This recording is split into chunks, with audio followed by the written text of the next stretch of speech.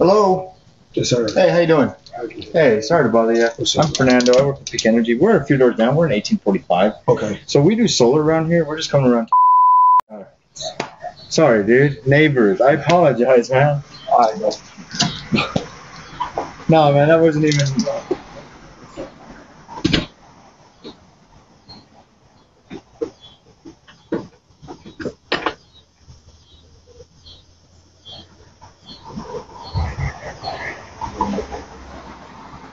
I'm surprised none of our other contributors did this story, but I'm going to offer some perspective on the N-word and being racist. Now, half the time I talk about the N-word on this platform, I bring up the story of Paula Deen. Really, I could mention any time a white celebrity casually says the actual N-word when rapping along to their favorite song, or news show hosts saying it when quoting someone else, as if censoring themselves or simply saying N-word aren't options. Anyway, Deen admitted to using the N-word in her life after a black man put a gun to her head at a bank where she was working.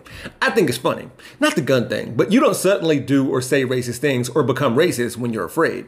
And yeah, I'm making a distinction there. Perhaps one could do or say something racist without being racist themselves. I don't know how to measure these instances. For example, 5 racist acts means you're racist, or maybe it's weighted by volume or severity, like those sudden Little Mermaid enthusiasts who want to uphold the original story, but like, no, you're way racist.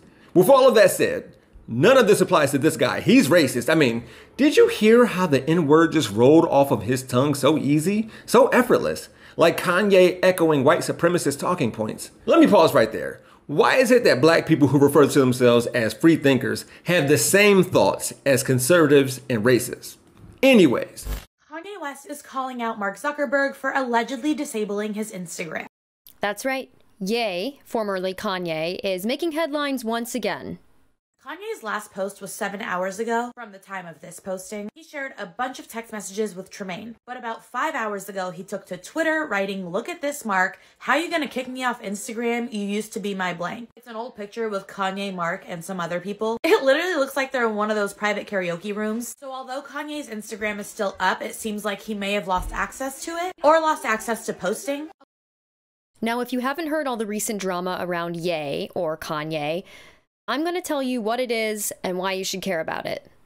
Ye was banned from Instagram and Facebook by Mark Zuckerberg after the use of anti-Semitic language in a conversation with rapper Diddy. This conversation was sparked because of the White Lives Matter t-shirt Kanye produced and wore at the fashion show in Paris.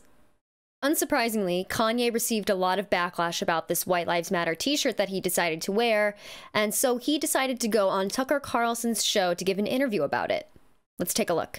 So you made reference to the White Lives Matter t-shirt, which you brought out at Paris Fashion Week. Yeah. Why did you do that, and what did it mean? You know,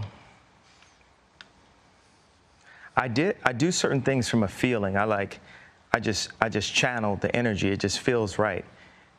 It's using a gut instinct, a connection with God, and just brilliance.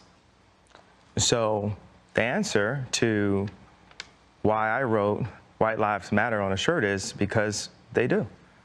It's the obvious thing. Yeah. Why do you think that's so? And I assume the implication is, of course, all lives matter because they're lives, because God created them. Yeah. Why do you think that that would be considered controversial? Now, let me break down why the statement White Lives Matter is controversial. Because objectively, that statement on its own, there is nothing wrong with it. And that's the point that they're trying to cling to in this Tucker Carlson interview. But when in reality, this statement would never have come around without the BLM movement. It all started because the Black Lives Matter movement stated just that. Black Lives Matter. And there were people out there who disagreed. It's not even matters more than you. It's just matters. Just Black Lives Matter.